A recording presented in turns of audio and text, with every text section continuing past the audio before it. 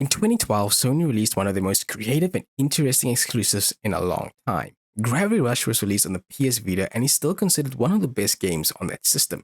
Eventually, it would get ported to the PS4 and gain a bit of a bigger audience, but not that big. I truly think it's one of Sony's most underrated and forgotten games in a very long time. In 2017, they would release Gravity Rush 2, a sequel to the original game, this time going exclusively for the PS4. They promised it to be bigger and better than the original. Today, I play one of my most anticipated sequels that I've always wanted to check out, Gravity Rush 2. So, does double the gravity and double the rush make Gravity Rush 2 a worthy sequel? Well, before all of that, welcome to Stay Tuned on Gaming. I'm your host Damon, where I get to talk about video games for as long as I want. And today, we're going to be talking about the underrated sequel to an underrated game, Gravity Rush 2. Like, subscribe, and share the video, and comment down below and tell me, why do you think Gravity Rush is such an underrated franchise? Let's get into the video. Gravity Rush 2's story takes place directly after the original game, but a little bit of a caveat. First, there is a prequel comic, and second, there's actually an animated short that helps put certain things into line when you need to understand what's happening in Gravity Rush 2. Now, I didn't watch this animated short, and I finished the game and then went back to watch it. And I do recommend you watching it just to get a little bit of more context in what exactly is happening in Gravity Rush 2.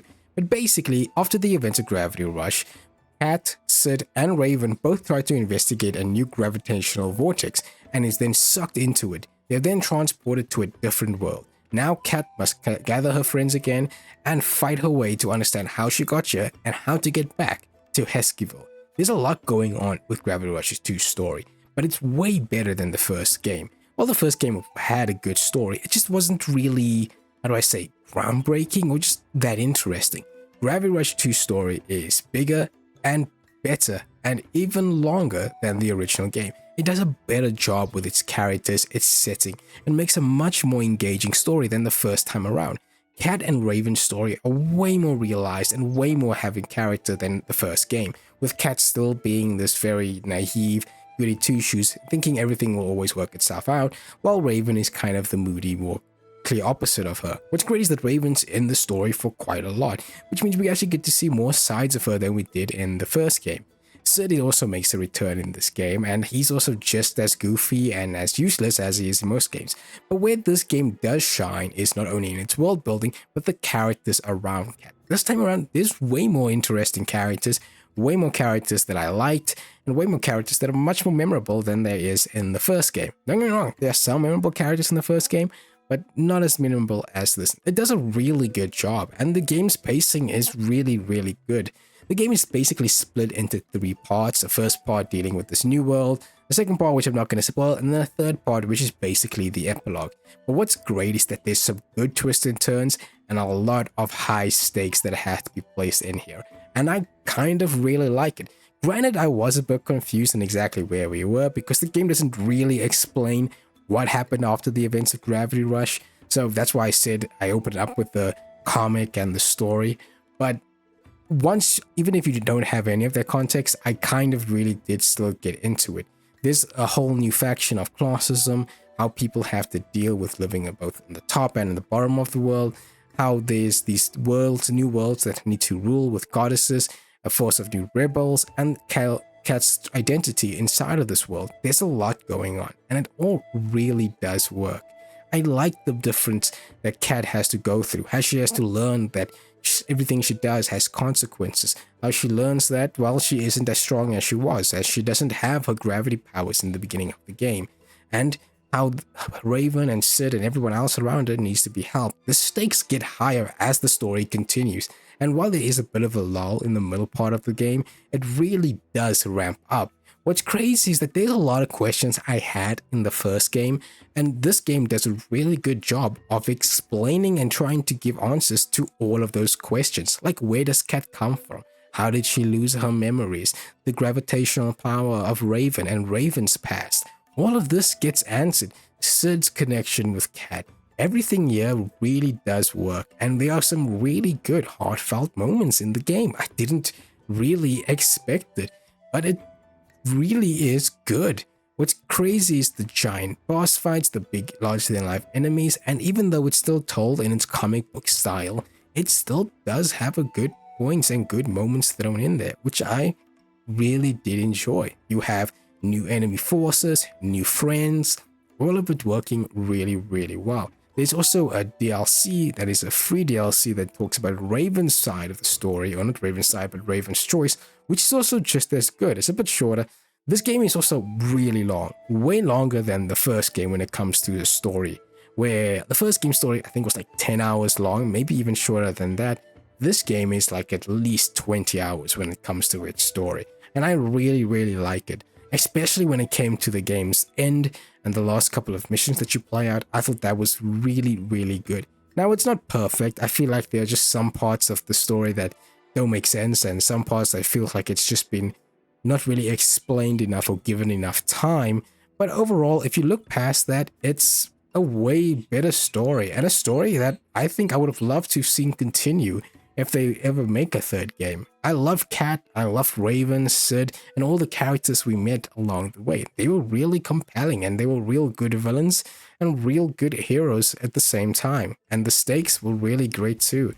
Overall, I have to give it a plus when it comes to the story. Way better than the first game, and way larger, but still feeling very much like a small title about Cat and the things that she will go through as she goes to figure out herself in this world, where she comes from, and at the same time keeping everyone that she loves around her safe. It's good overall. Gravity Rush 2 graphics is a huge leap from the first game. While the first game was on the Vita and then ported to the PS4, and while it did have some good looks and a really good potential with its cel-shaded comic book style graphics, they really went above and beyond when it came to the graphics for Gravity Rush 2. It is stunning to see how some of the game's not only characters, but the world is just very beautiful and brings it to life.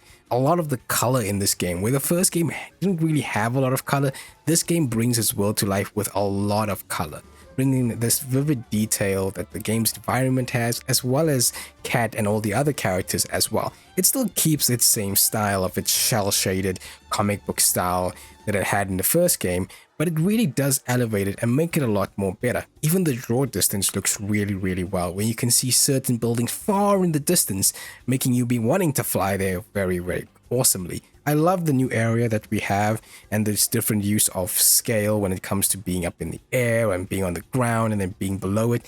It just makes the sense of using your gravity ability so much better. And the character models have been well and truly been given a lot of personality, plenty of detail, and are well designed, especially all the characters that you do meet. At first I thought the graphics were going to be pretty gloomy, because it starts off in this really weird looking like orange and green tint, but once you get to the big area, the main hub of the game, it's really, really good, and it's really, really well done. They obviously went out of their way to make sure that this looks really good on the PS4, and it does. Not to mention the destructible environments that look good as well. I loved how this game just made you sit in awe at certain things where the game was just really, really cool. The designs for everything is kind of mostly the same as in the first game. The Navi looked the same, but there's some now cool, more awesome designs that you can get, and some unique monsters that you can face later down the line. As for enemies, they look good as well. And again, I just love the color in this game. This game's color really made me stand out, especially also when you see the second half and what they do with other characters and other locations. It's just as good in the first game. And again, using Cat's gravity ability in this game is also really, really good. And being able to go into certain buildings and just see the scale that this one has had over the first game really made me love it way more. Now, they still have the comic book cutscenes that they had in the first game, but here I think they do a much more better with the cutscenes and the comic book style stuff than they did in the first game. And they also have a lot more 3D cutscenes, where in the first game there wasn't that much. This time around they have a lot more, which I do think was needed, because it just brings the story a bit more to life and makes it much more engaging. I still love the cool finishes that you do, and having the big kicks and the big finishing always looks really, really well done. And the comic books this time around, like I said, I think they just do a much better job on it. When it comes to graphics, I think Gravity Rush 2 does a really good job. It's a real step up from the first game, and I think every department really. I love the higher up area where all the rich people live. Then you get the bottom area where everyone lives. Then you have the underground area where it's dark and dingy and the low lives live. It all looks really, really good. Overall, great graphics and a fantastic attention to detail. It's definitely a leg up than the first game. And if you did enjoy the first game's graphics, you'll definitely enjoy the second game. The music is also just as good. If you enjoy the first game's soundtrack, this game has a really good soundtrack as well. I really love the game's main theme. I like the first game's main theme, but this game's theme, I really do remember it a lot more. I remember the theme a lot more than this. And yeah, the music is still just as good. There's a lot of good tracks on here that I like. There's a lot of good action battle scenes I like, and I like a lot of the singing parts in the game, which I didn't think was going to be really something I would like, but I really do. It's really good. Let's continue the gameplay.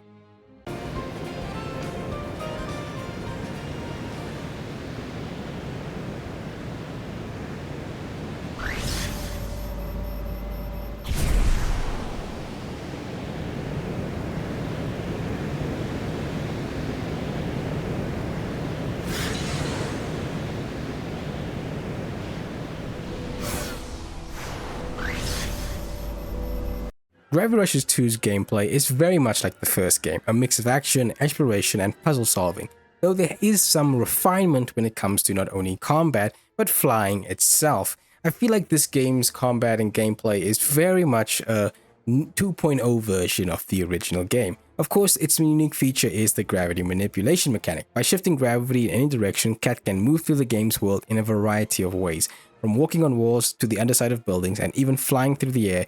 The mechanic is not only fun to use, but always adds a unique element to the game's gameplay. I've always loved this gravity manipulation mechanic. It's always been something I've really liked in the first game, and I love it more in the second game. It feels like you have a bit more control this time around with the gravity manipulation mechanic, as in the first game you kind of just launched yourself in one area and then you kind of stay there, but you can control yourself a little bit more this time around, and that's the one thing I really like about it. Of course, exploration in this game hasn't really changed much when it comes to from the first game. There are still gems you can find everywhere which you use for upgrading and leveling up, and there's still the ways you can walk under the buildings, walk on the roofs, or even walk underneath the entire world itself. That is all there, and it's still just as fun as it is in the first game. When it comes to exploration, there's a couple of small changes here and there, but nothing too major that I would say is as breaking the game whatsoever. You can still fling Cat in any direction, you can still send her flying high into the air or having her drop into the ground. What I will say about this game's exploration is how they use the world this time around. There's a lot more height in the world as well as things happening on the ground. You mostly in the first game, especially in Hexkyville, each world was kind of like on the same plane, and this time around there isn't. There are buildings high into the air, there are buildings floating in the middle of the sky doing nothing, there are buildings right at the bottom of the world. And so you'll find yourself shooting high into the air or falling down to the ground. It's really, really great. And not everything is on the same elevation, which makes you use your gravity abilities a lot more and makes exploration a lot more fun than just being in the same standard, I'm flying this way and I'm flying that way with the gravity. So I find exploration a lot more fun this time around than I did in the first game. But where there has been big additions is in combat, and of course the abilities that you use. Now in combat, when you're on the ground, it's mostly the same there as well. You have kicks and a dodge. In the air, you still have your gravity kick, normal lock on, and you use your gravity kick. Though it has been refined a little bit, where I think the homing is a bit from a further distance as well. Though it still has the same issue that if you miss, you miss, and you're kind of just flying from a far direction, which was pretty damn annoying a lot of the time. And for the stasis field, is also there as well from the first game, makes another return here. Still the same things, you can pick up weapons this time around and shoot at enemies. But this time around, there's a lot more items you can pick up, as a lot of the world is destructible, which I found very, very awesome. A lot of the environment's destructible, you can pick it up and shoot at enemies, and it's just like in the first game. The gravity slide also makes its return from the first game, though I didn't really find as much use of this gravity slide as I did in the first game. There were moments I used it, but I really didn't use it as much because I really did like a lot of what the game offered when it came to the gravity styles. Now this is the biggest addition to the game. In the first game, we mostly had additions of special moves that you can do, but this time around they've added in gravity styles, and I super love it. There are two types of styles in this game. You have Lunar style and Jupiter style. Lunar style makes Cat feel very light. It increases her speed on the ground and in the air, and gives her the ability to have higher jumps and jumps over long distances. I loved Lunar style. It also changed how you would use gravity kick. And originally with your original style, gravity kick is like a homing thing that you shoot from a far distance and you kick and you hurt somebody. This time around, you actually teleport and you can do small kicks along the way. It also changes the stasis field, where now your items when you hit it at enemies creates like a whirlpool effect. And if you hold in this special ability, it does like a big whirlpool effect. I kind of really liked it. I use gravity style a lot, lunar style a lot, sorry, because it was really something I loved to just use to the world to explore, because it was so much fun to have Cat move at a faster speed on the ground, having her jump from tall buildings without having to use my gravity, and there's no limit on using this style because on any of the styles, which makes it a real fun use to do it. I also like switching between lunar style and the original style when I was in combat. Jupiter style is the complete opposite. It makes Cat heavy and makes her attacks more powerful, but it also makes her slow. This time around, you don't have a gravity kick. Instead, you have a giant, like, lasting kick that knocks like onto the ground and creates like an AoE attack. It's really awesome. It can clear out the entire field. It's really, really powerful. This time around, your stasis field actually creates a big, gigantic boulder that you can use to hit people with. And yeah, this one is mostly used as your superpower attack. It makes you a little bit stronger, makes you a bit slower, but your attacks can do now mostly damage, especially when you come up against enemies that have like armor that's protecting themselves. Instead of having to use the stasis field, you can just go and attack them and you can actually break it down. This style is very good, I feel like, but in the air I didn't use its special attack ability that much. Each one also comes with a special ability. In your normal style, you have your spiraling claw, they call it, I think, where you just hone in on enemies and hit them with the claw and attack them all over. When you're in Lunar style, it creates like a gigantic stasis field, kind of like in the first game. And then Jupiter style, you can create like a big black hole. All of this makes the styles feel different, and you'll switch between them over and over again. I really did enjoy this, and I really did think this was a good addition. Lastly, there are talismans. And this is kind of like, buffs that you have in games. You've got talismans to give you different buffs or different like attack boosts or things like that you can find in the world. Now, you mostly will find these talismans in mining, and I'll get to that a little bit later. But with the talismans, you can equip up to 3. Each of them are different. You can also eventually unlock the ability to combine them into one big talisman, or use copies of talismans to make more powerful talismans, or make this one talisman to mix with this one so that you can have both of the abilities together in one. I found this to be really cool, but I didn't really see super crazy talismans. Maybe it's because I didn't do a lot of mining, but I really did like the talisman thing. I just didn't use it as much as I thought I would. I mostly just used the one that collected gems and the ones that made me get my energy back much faster. Now, when it comes to the thing I talked about, mining is in this game, and it's now a new way for you to get gems. Now, like I said, gems are still all over in the world, but now in mining, you have the ability to get to these big open areas, fight a couple of enemies, as well as do a lot of mining to get gems. It's a good way for you to get gems, farm gems, and of course fight enemies. Though I will say that I didn't really do a lot of it. This is the way you get your talismans, this is the way you get your gems and all of that stuff. So while it is a good thing to use, and there's a lot of different stuff, a lot of different mining sites, and of course unique enemies that you can fight here, as sometimes they'll say there's a big bad enemy and you have to go fight it, I didn't really get too much into the mining because I just didn't really find it that interesting. If you want to collect a lot of talismans, that's the best place to go. But overall, it's also a place to farm gems, and I just didn't really find it that interesting. This time around, when you level up, you're going to level up both your health and your gravity meter as well. So that's completely taken out in the leveling up system. The leveling up system here is mostly the same. You use gems to level up, but it has changed a little bit. You have one for sliding, for using stasis field, for kicks, for special attacks. So there's nothing for like in the last one, which I believe you could like increase your gravity meter and your health. This time around, they've only selectively chosen to make it for your moves as well as your stasis field, which I think was a much better use of it. And I really did level up enough here. It's a good amount of gems you'll need though to level up, a lot of gems. So you might have to do a lot of farming. Now, just like in the first game, you have your side missions and your main missions. And this time around, there's a lot more side missions, a lot more. There's at least 40 side missions in the game. This is a much longer game and a much bigger game than the first one. And there's a good amount of side missions and a good amount of side content as well. One of the side content is, of course, the challenges that you can do in the game. You can also take pictures in the game, which is like another big side quest that you can find, or find these paintings or these secret people like you could in the first game. That's also here in this game as well. So there's a lot of good side content in here. When you do level up or unlock stuff, you also unlock outfits, and these outfits you can use to take pictures with, or you even unlock stuff where you can make like your own big picture battle and things like that. I found this to be pretty okay and pretty fun. The costumes are pretty good too, and you get some free ones as well, like a 2B outfit, which I thought was really cool. And and I even used that a couple of times. Though they don't show up in cutscenes, which I'm okay with, that's fine. But they are cool, at least a little bit of rewards here and there. Now, the biggest change as well is enemies. Now, the Navi is still your main focus of fighting. You'll still fight them on the ground, and you'll fight them in the air. But this time around, there's a new batch of Navi that you fight. You fight these small little creatures. You fight the ones now that are in the air, and you get a lot more unique styles of Navi. Giant hands, more big monsters, ones that walk on two legs, ones that are pretty annoying in the air. And actually, you actually get a lot more bosses this time around than you did in the first game. In the first game, you got a couple of bosses. Now you actually get a lot more bosses, which I think was really, really cool. When you get to the point of defeating a boss, they say you can now enact the finisher, and then you can do like a big special finisher attack, which is, again, a really cool thing. But you'll also this time around fight human enemies, which was something you never really did in the first game. This time around, you not only fight human enemies, you can also fight their mechs, and they can be pretty tough to fight. Though to be fair, the human enemies are easy to fight.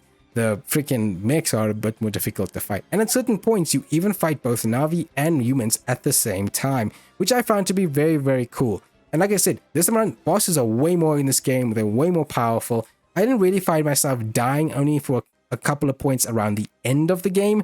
But overall, I think the difficulty is okay. I only used, I think there was normal like difficulty. But overall, I did enjoy the different styles you have of Navi and of enemies that you fight. You can also fight special types of Navi, like in the mining areas of the game. But yeah, the gameplay is still, like I said, like the first game, but it just has this refinement to it that I didn't have to change much. But there is still some issues. One, the camera. I hate the camera in this game. It's still the biggest issue of the game, and can either make it or break it that you like this game or not. Because in small tight areas, the camera is terrible. But you have multiple enemies, the camera is also terrible because you don't have like a lock on you can do yourself.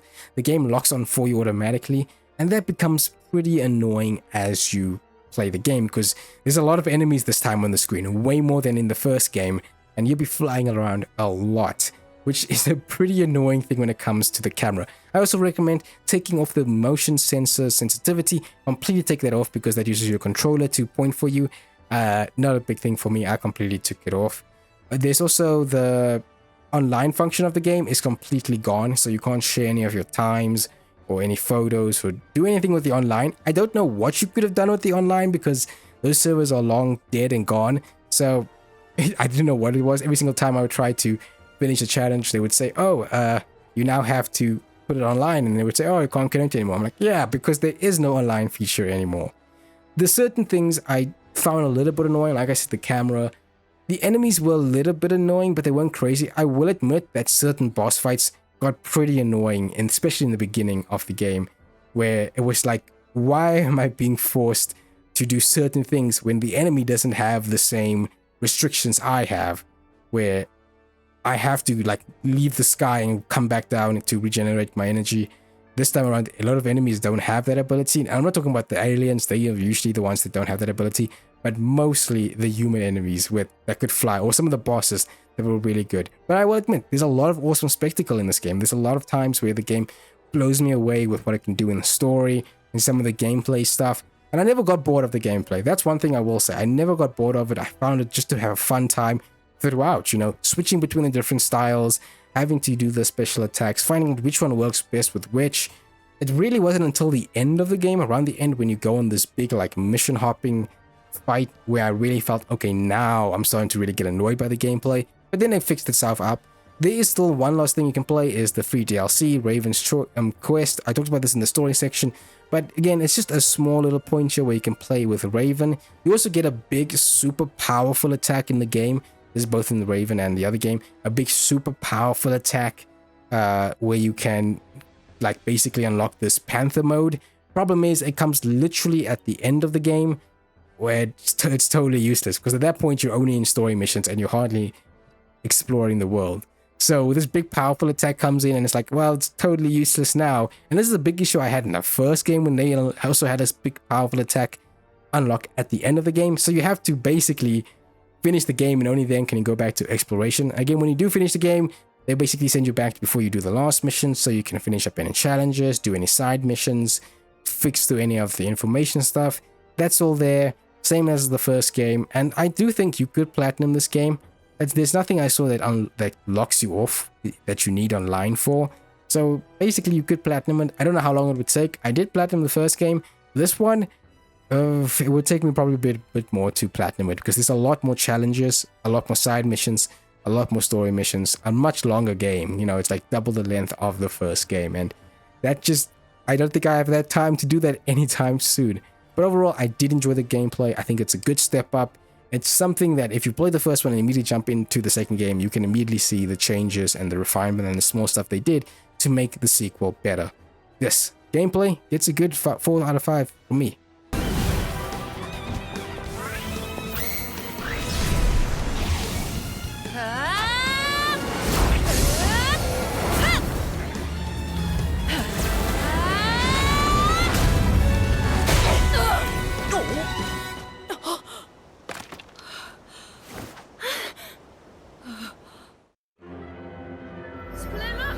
Overall, Gravity Rush 2 is an underrated sequel that I think everyone should play. If you remember parts of the first game or even enjoyed the first game, you will definitely enjoy this game. It not only has a much more engaging story with much more personality and a lot more engaging with characters, it also has a bigger world, a much more vibrant world, and looks just as good and even better than the first game. The gameplay has been refined, added onto, and just made a lot more better. Everything about this game is a step up, and I really wish we would have gotten maybe a third Gravity Rush or a Gravity Rush set within a different time. That's how good this game was. There are some issues with certain things, but overall it's a great package. Gravity Rush 2 is a game that deserves its praise and deserves its attention. It's still a unique and immersive experience that makes you feel that you're defying gravity and living in this fantasy world. It's a game that can make you smile, laugh, cry, and marvel at the beauty and the creativity that this game has. If you have played the first game, you gotta play this game. And if you haven't, go and play both titles and tell me that this is not one of the most misused franchises that Sony has. They clearly have forgotten a lot about this game, which is a shame. They haven't made anything this unique and this creative in a long time. I do wish maybe we do get another Gravity Rush, not even a return to Cat, but something that has these elements and these mechanics still brought. It truly is a forgotten gem of a sequel, and something that everyone should look when they're trying to make a sequel, and how to do it properly. Don't take away and change too much, but change just enough that the story and everything around it is just as good. I love defying gravity with Gravity Rush 2, I love flying through the air, and I think everyone should enjoy having a great time in Gravity Rush 2.